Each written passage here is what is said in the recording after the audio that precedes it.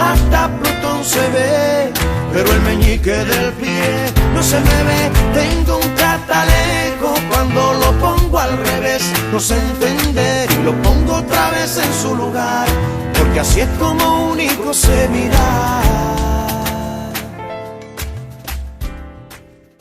¿Qué tal? ¿Cómo están? Bienvenidas y bienvenidos a una nueva emisión de Catalejo, como siempre, por esta casa, por Televisión Regional, Canal 19 de Cablevisión y Sex en su versión digital, y por el diario digital Conclusión, segunda temporada, tratando de acercar la realidad para poder repensarla juntos. Gisela, ¿cómo te va? ¿Cómo te va? Te saludo ahí, te saludo acá, ¿cómo andás? Como ¿Bien? debe ser, complicado. Claro, y bueno, los desniveles, ¿vio? Y encima uno que es de contracturado no tiene nada, ¿no? Para, bueno, pero para el laburo. Nos sentamos, nos paramos, vamos cambiando. Vamos cambiando. Para romper un poco la monotonía. Totalmente, ¿no? totalmente. Bueno, bien. Bien, muy bien, muy bien. Acercando la realidad, esa es la idea. Sin Así duda. que vamos a estar acá con un tema muy interesante hoy. Sí, la invitada de hoy que hemos charlado tiempito atrás, ya pasa muy rápido el tiempo, es tan finita la vida. Bueno, es Carla Calvis, que es tanatóloga, y la verdad que es una invitada para nosotros muy especial para poder abordar una temática de algo que llevamos o que sabemos que nos va a suceder, ¿no? En cualquier momento, y que la llevamos siempre sobre nuestras espaldas, que es el tema de la muerte, ¿no? Sí. Que sabemos que va a suceder indefectiblemente, pero nos cuesta mucho ese abordaje, quizás por el lugar donde estamos, ¿no? A nivel continental, ¿no? Sí, no, yo creo que tiene que ver mucho con que estamos en Occidente y también con una cuestión de los tabúes, ¿no? Los tabúes acá juegan para mí un papel muy importante y me parece que es muy interesante que podamos charlar de Sin eso duda. con Carla. Carla, ¿cómo te va? Buenas tardes, gracias por estar. Hola, ¿qué tal? Buenas tardes. Bienvenida. Bienvenida. No, gracias a ustedes, gracias. Bueno, la idea para arrancar y romper un poquito el hilo es que ¿qué es la muerte? Porque todos nos preguntamos y sabemos supuestamente supuestamente de qué se trata, pero claro, me parece que tan subjetiva, es tan, digamos, tiene diferentes vertientes para muchos de nosotros, si la podemos obviamente graficar de alguna manera o poder bajar una idea desde tu lugar, si no, bueno, vamos por otro lado. Claro. No, en realidad me río porque siempre pienso, ¿no? Esa pregunta es tan sencilla la respuesta, claro. Que la muerte es el final de la vida, no hay mucho más para decir. Claro. Pero se abren todos esos interrogantes, que vos decís, diferentes puntos de vista, no con la muerte, porque la muerte es el final de la vida, es cuando nuestros órganos vitales dejan de funcionar, listo, la vida se termina. Los interrogantes aparecen cuando queremos saber qué pasa después de la muerte. Claro.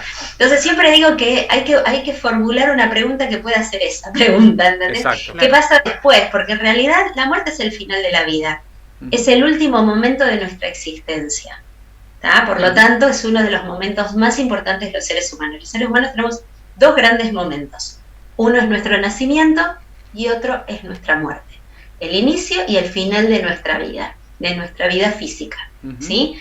Ahora, lo que sucede después, millones de preguntas, de respuestas y de ideas que tienen que ver con filosofías, con creencias, pero la muerte es el final de nuestra vida física.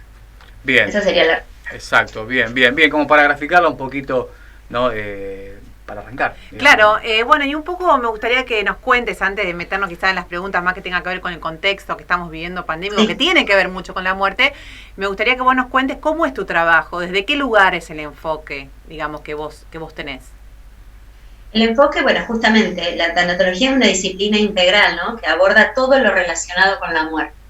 Que tiene que ver con la asimilación de una enfermedad, del acompañamiento a un enfermo terminal o un enfermo grave, no siempre el terminal es terminal, a veces el acompañamiento a morir, el acompañamiento a los familiares de esa persona, ¿sí? De cómo abordar esa muerte inminente, esa muerte muy cercana, hacer un acompañamiento en ese proceso de entendimiento de que va a morir un familiar, y después trabajar mucho con lo que es el proceso del duelo, o sea, de aceptar esa pérdida, aceptar esa muerte y transitar el proceso de duelo saludablemente, ¿sí? Entonces, es eso, es abordar todo lo que tiene que ver con la muerte, con las pérdidas, el duelo y la asimilación de esa enfermedad o esa posible muerte inminente dentro de un ámbito familiar. Bien, y pensando un poquito lo que decías, ¿no? Trayéndolo al contexto en el cual vivimos, donde una pandemia, por ejemplo, nos aísla ese ser querido que a lo mejor está sufriendo, ¿no? Y que sabemos que por una cuestión de preservar nuestra salud no podemos entrar en contacto, ¿no? Y esta cuestión también que ahora, bueno, por ejemplo, los velorios son de más personas, pero hasta en un momento ni siquiera eso se pudo hacer, ¿no? Entonces me parece que esa cuestión simbólica y necesaria para comenzar el duelo de ese ser querido que nos deja, como que se corrió, como que se sacó, y creo que es más complejo todavía. Claro que sí, es mucho más complejo la asimilación de la pérdida, el hecho de la pérdida del ritual. El velorio es un ritual que ayuda mucho, como vos dijiste, a asimilar la pérdida, asimilar el fin, la idea, ¿no? Después es un proceso. Sí. Nos ayuda todo lo que es visual. Pero bueno, es un poco lo que vengo hablando en este tiempo. Ahora nos toca acomodarnos a estos, adaptarnos a esto, y hay que ponerle hacer algo simbólico que represente esto. Las personas, cuando apenas comenzó la pandemia, muchos velorios que no se hicieron, que no se pudieron despedir, y personas que de repente recibían un llamado telefónico: tu familiar falleció, cremación, cementerio, se terminó, no había más que eso, lo cual es muy duro, muy traumático. Hay que darse más tiempo para asimilar. Lamentablemente estamos en un momento en donde necesitamos aprender a adaptarnos, a procesar y tener otros simbolismos. A ver, los seres humanos somos muy creativos, y creo que es un momento de ser muy creativo en esta cuestión de despedida y de final simbólico. ¿Está? Por supuesto que no nos va a alcanzar, por supuesto que no es lo que queremos. Los seres humanos somos sociales, naturalmente sociales. Yo digo siempre lo mismo: salimos dentro de otro ser humano. O sea, imaginen cuánto que necesitamos a otro que nos acompañe. Entonces, estamos en una situación realmente antinatural para la naturaleza humana, ¿no? Entonces, hay que poder buscar herramientas y simbolismos que nos ayuden a procesar esto, porque si no se hace intolerable. Sin duda. En este camino del acompañamiento que nos marcabas, Carla, la gente se acerca a vos, se acerca a esto de la tanatología, en búsqueda, imagino, porque hay una dualidad, o por lo menos me nacen dos preguntas: si es para que la puedas acompañar o la ayudes, digamos, a procesar el duelo, o también para procesar no solamente la pérdida, sino cómo enfrentar lo que se viene a partir de ese día, ¿no? Porque es una mezcla, digamos, de sensaciones, de lo que ya no está, o cómo lo voy a recibir yo. Hay mucha gente que dice: mira, es preferible, no recuerdo quién lo decía, que se muera alguien para cargar con el dolor, que lo cargue otro. Bueno, digo, en ese juego de palabras, ¿no?, y de realidades, ¿qué es lo que busca la persona que se acerca a vos, por ejemplo?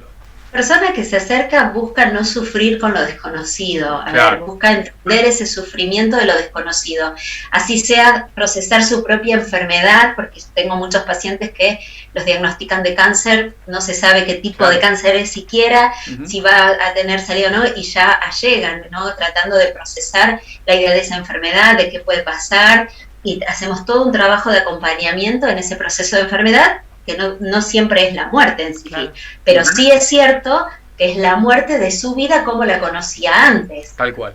Entonces hay que hacer una asimilación de ese nuevo proceso. Lo que las personas buscan, que es lo que los seres humanos buscamos, es no sufrir. Y la muerte es un gran desconocido, como vos decías al principio antes, esto de la incertidumbre, el no saber. La muerte genera todo esto porque no sabemos, porque hay mucha incertidumbre. Entonces, es respuestas, también es la pregunta, si querés. Lo que la gente busca es respuesta para poder entender, dejar de sufrir y asimilar y transitar ese dolor de otra manera.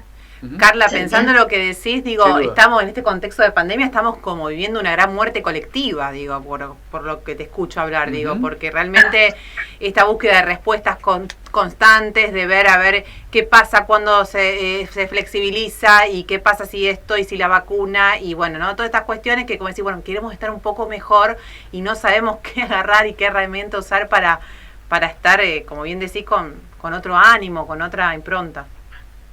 Porque en realidad estamos viviendo yo creo que hay un cambio cultural con respecto a la muerte después de esto muy grande. Yo hace 20 años que trabajo en tanatología, ¿sí? Y siempre digo, ahora todo el mundo habla de muerte. Yo me acuerdo cuando hice mi primer charla, y la llamé Muerte y Duelo, y me dijeron, por favor, Carla, ¿qué estás diciendo? ¿Cómo se va a llamar así tu charla? Muerte y duelo, no. Qué oscuridad, claro. Así, tengo que empezar a hablar de esto, y la llamé así y funcionó. Pero bueno, ¿qué quiero decir? Ahora está en pos de todos, todo el mundo está hablando de la muerte, del duelo. Antes yo tenía que explicar qué era el duelo realmente, y un proceso. La pandemia llegó para acompañarte también, ¿no? Impulsarte un poquito, lamentablemente, ¿no? Bueno, ponele.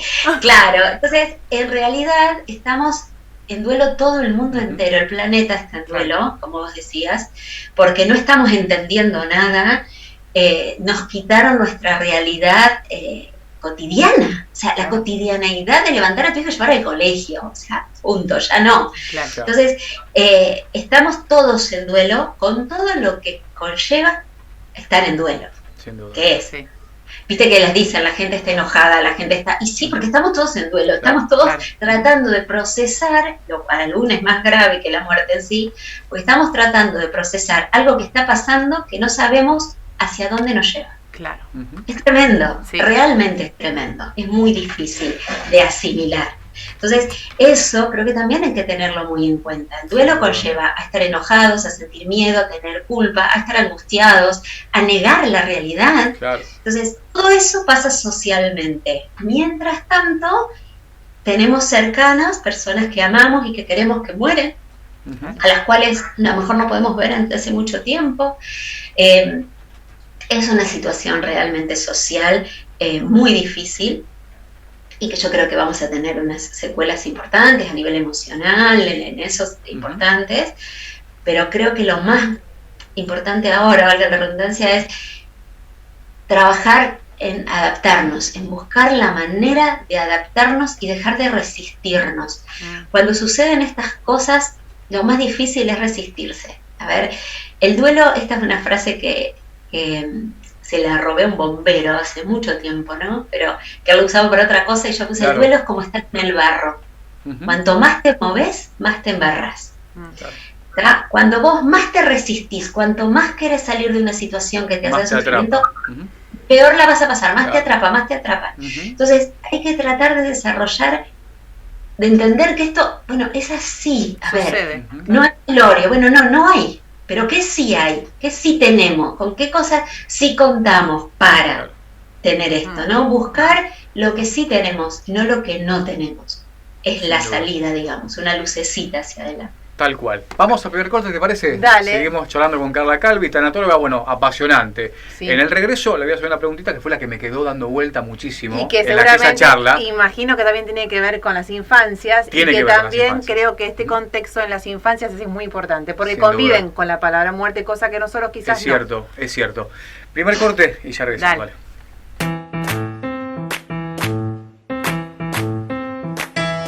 Ahora los guapos ya saben de leyes, incluso luego de aplicar incisiones, cómo treparse en los procedimientos, cómo saltar y evitar sanciones. Las prostitutas saben de economía, de urología y de medicamentos, la burocracia de psicología. En Echesortu, Maxi Mercado Family. Fiambres, conservas, congelados, galletitas, gran variedad de vinos y cervezas, artículos de limpieza. Abierto todos los días del año. Lunes a sábados de 9 a 20 horas, domingos y feriados de 10 a 14. Maxi Mercado Family. San Nicolás, 1220. Consejo Municipal de Rosario. Escuchar. Dialogar. Proponer. Legislar. Un consejo en movimiento.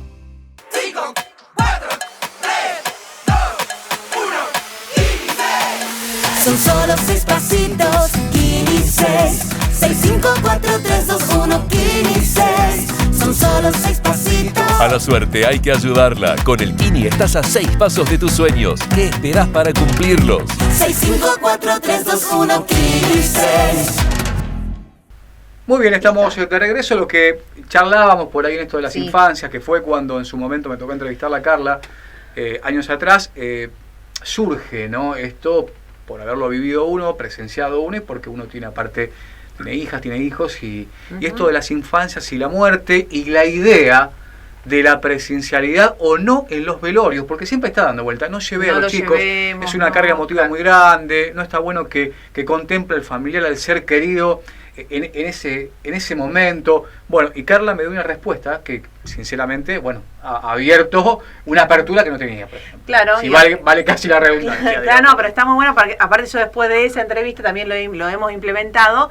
No significa, ojo, pues se va al velorio que esté ahí al lado del cajón, no. O sea, de lo que el niño o la niña en ese momento... Si también, que la persona que amaba ya está ahí, en realidad no está más, ¿no? Pero bueno. Pero es necesario y funciona muy bien. Así que bueno, ella seguramente lo va a explicar mucho mejor. Totalmente. Bien. En realidad, a ver, es muy importante saber que el niño es un ser humano que también sufre, que también ama y que también necesita cerrar historias, ¿está? Entonces, que un niño pueda ir a un velorio es muy saludable, pero quiero hacer esta aclaración, siempre que haya un adulto que pueda contener ese niño, porque siempre digo esto, si hay un montón de adultos, todos desbordados, todos, y no hay ninguno que por más que tenga dolor, pero que no es, que el niño no tenga que terminar conteniendo al adulto, si no, no tiene sentido, ¿estamos?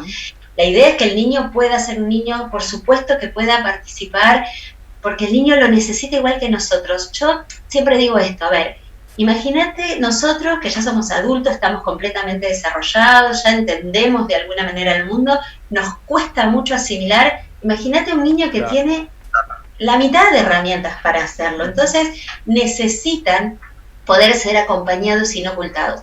¿Por qué? Porque si no el niño empieza a desarrollar fantasías, empieza a desarrollar ideas de qué pasó con este niño, qué pasó con la persona, por qué desapareció, por qué se la llevó. Empieza a desarrollar un montón de fantasías que conllevan a un montón de síntomas y a un futuro adulto con bastantes problemas de relación. Entonces es muy importante que no se le mienta al niño, que pueda participar del ritual, y digo hoy el ritual porque el velorio estamos ahí, pero que se pueda, que el niño pueda ser parte de ese ritual elegido para la despedida de esa persona que falleció, que se le pueda decir la verdad, por supuesto al idioma, a la altura de la edad del niño, pero la verdad. Sí, porque los niños desarrollan fantasías tremendas, o sea, imaginan cosas que cuando yo las escucho en el consultorio digo, o sea, nada, y me siguen sorprendiendo, como decís, o sea, imaginan muchas cosas. Entonces, es muy saludable que el niño participe de la despedida de una persona que falleció, y es muy importante que se pueda hablar. Por ejemplo, sin ir más lejos, ayer atendí a una paciente que tiene una nena de 5 años, su papá está internado por COVID, y bueno, la mamá es paciente mía y me decía, dice nada, fue paciente mía en realidad hace unos 10 años y me decía, no sé, la nena está enojada, está mal, me maltrata. Y dije, no, la nena no está enojada, la nena está triste. Claro.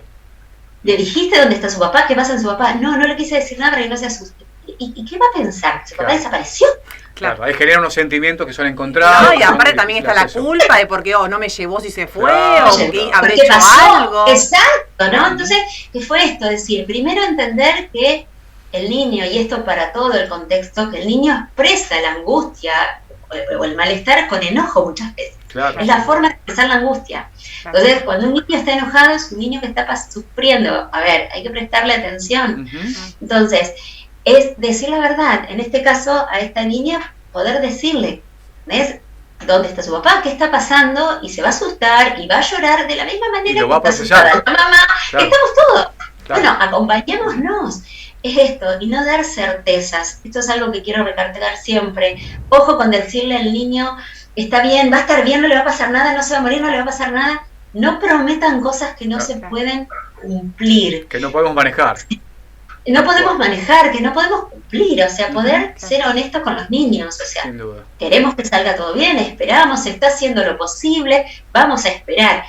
Eso es muy importante, ¿no? Porque si no, el niño tiene que ser parte de esta participación, y aparte hoy por hoy no están ajenos como mi generación, que podíamos estar ajenos, hoy tienen un teléfono, hoy tienen internet, hoy acceso a todo. Claro. Totalmente. No están ajenos. Y pensaba, ¿no? Carla, digo, sería interesante poder abordar este tema, ¿no? Como bien decías, dos momentos muy cruciales, el nacimiento y la muerte, ¿no? Algo que está certeza que va a ocurrir, el nacer y el morir, digo. Poder acompañar y empezar desde la educación también, digo, implementando de alguna manera que la muerte está ahí, convivimos con la muerte cotidianamente, de nuestros seres queridos, la propia, ¿no? Digo, y entonces poder sería todo mucho más liviano, digo, porque siempre uno piensa, si tengo alguna enfermedad... Negar la única certeza que tenemos desde que nacemos, la ¿no? Única, la única ¿no? certeza. Entonces digo, si pudiéramos empezar con esto desde las infancias, creo que cambiaría completamente todo, ¿no? Absolutamente. Yo creo que no solo desde la infancia el poder trabajar, por ejemplo, una forma de trabajar la muerte con los niños es que se puedan frustrar. Venimos de generaciones que no quieren frustrar a sus hijos, el no vale, y al revés. O sea, nosotros tenemos toda nuestra naturaleza nos invita a aprender lo que es la muerte. De hecho, el dormir, morimos todos los días un poquito al irnos a dormir. Sí, es cierto. Morimos un poco. Si en las infancias podemos empezar a trabajar esto de que las cosas se terminan, la vida se termina, los procesos se terminan, hay muchas formas de trabajar la muerte en la infancia sin tener que hablar, si querés, de la muerte directamente. Claro. Pero claro que sí, comparto absolutamente. De hecho, yo hace muchísimo tiempo tengo un trabajo de investigación, de hecho, de meter este tipo de materias y demás en los colegios, ¿no? Donde se les pueda hablar, así como entró la educación sexual, que también pueda entrar esto de la muerte, la pérdida, la empatía. ¿Quién no a lo largo del colegio no se murió el papá de un compañerito, el amigo, el hermano, no sabes qué hacer? Tarea difícil, Eso, digo, meter este debate en las escuelas, digamos, pero ¿no? te digo que sucede digamos, con los límites que por ahí pueden llegar desde las religiones también, ¿no? Digo, a eso voy, pero como tantas otras cosas. Claro, pero como dice yo Carla... lo celebro. No, claro, pero como dice Carla, bueno, sucedió con nuestro hijo, que bueno, era bibliotecaria, María de los Ángeles París. Ella... fue en su momento, falleció en una muerte violenta, de un día para el otro, por supuesto. Y los los grados que no hablaron con sus docentes, que silenciaron, obviamente los alumnos y las alumnas no tenían ni idea, no entendían qué pasaba, todas las docentes estaban tristes, ellos no entendían, pero entonces la señora que nos contaba cuento no va a venir más. Bueno, los únicos cursos que pudieron pilotear fueron aquellos, y procesarlos fueron los que le dieron espacio a la muerte. O sea... es que es así, que le dan espacio a esto, saber la verdad, orientarlos, ¿sí? Poner el conflicto, poner aquello que me pone en crisis sobre la mesa, darle luz a eso, es muy importante, darle luz a aquello que no nos gusta, para que podamos hablar, para poder hablar. Siempre dicen, bueno, pero no sé qué decir cuando alguien muere, no hace falta decir la verdad y estar, no hay que decir palabras complejas ni nada. Hay que estar, saber recibir, es muy importante. Pero sí, la educación sería fantástico. Pero bueno, espero que suceda. Bueno, no sé si lo voy a ver, pero esperemos que pase. Y muchas cosas nos vamos a ver, pero tenemos que proyectarla, impulsarla y dejar la semillita para que pueda germinar en un tiempo X, pero que germine definitivamente. Exactamente. ¿No? Todo arrancaba así, Carla.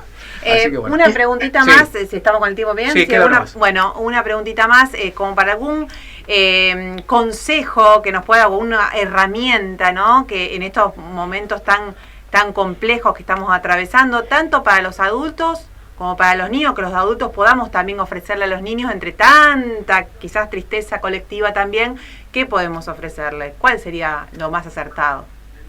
Lo más acertado sería darle lugar a esa tristeza, primero. Darle lugar a esos sentimientos, a que el niño se pueda expresar, y que nosotros también nos permitamos estar angustiados y decir, bueno, listo, nada, estoy angustia, tengo ganas de llorar, y llora un rato. Dale lugar primero a esa tristeza que tenés. Y por otro lado, lo que dije antes, trabajar la capacidad de adaptación. ¿Quiénes van a salir ilesos de esta situación? Quien más capacidad de adaptación tenga. ¿Sí? Cuanto más capacidad de adaptación, menos posibilidad de trauma hay. Entonces, eso es muy importante, trabajar y decir, bueno, a ver, no tengo todo esto ahora, no pasa todo esto, bueno, y no va a pasar. ¿Qué es lo que sí tenés? ¿Qué es lo que sí podés contar? ¿Qué es lo que sí le podés brindar a ese niño que está en casa? ¿A qué sí puede jugar ese niño? ¿Con qué puedo sí hacerlo? Y dejar de poner tanta tensión y presión por lo que no tengo. Claro. Porque lo que no tengo, no lo voy a tener, por más que presione por ahora. Entonces, poner atención en lo que sí tengo, en lo que sí puedo transformar, en lo que sí puedo cambiar, y darse lugar a la angustia, darle lugar al agobio, darle lugar al enojo, hacer tareas de descarga, ¿sí? No sé, tareas de descarga, correr, saltar la soga, sexo también es una forma de descarga. Claro, seguro. De alguna manera tener situaciones en donde puedan descargar, que los niños puedan descargar, el llorar, démosle lugar, aceptemos que estamos en un momento difícil, por lo tanto nuestras emociones van a ser ese color, démosle lugar y trabajemos mucho en la capacidad de adaptación. Realmente eso es algo que está pasando. La pandemia se empezó como muy arriba, tratando de poner onda, y se hizo muy larga, se hizo muy agónica, es realmente agotador, entonces hay que dejar de resistirse. Esto es, vamos por ahí, o sea, en ese punto. ¿Sí? Muy clara, muy clara. Bueno, Carla, el agradecimiento, muy linda charla. Sí, muy linda charla, muchas gracias. Vamos a meter un capítulo 2 también, porque es amplia la temática y van a seguir surgiendo muchas cositas, ¿no? Bueno, agradecerte por tu tiempo, sabemos que estás apretada con la agenda y que bueno, nos has dado un lugarcito. No te vayas, 2 segunditos, hacemos una fotito final. Dale. ¿Nos reencontramos la semana que viene? Sí, ¿cómo no? Dale, con más Catalejo. Fabián Arias, Hernán Cabrera también en la edición. Hasta Sebastián la próxima también semana. puede ser, Sebastián. puede editar cualquiera. Cualquiera. Nos estamos reencontrando. Chao, chao. Sí.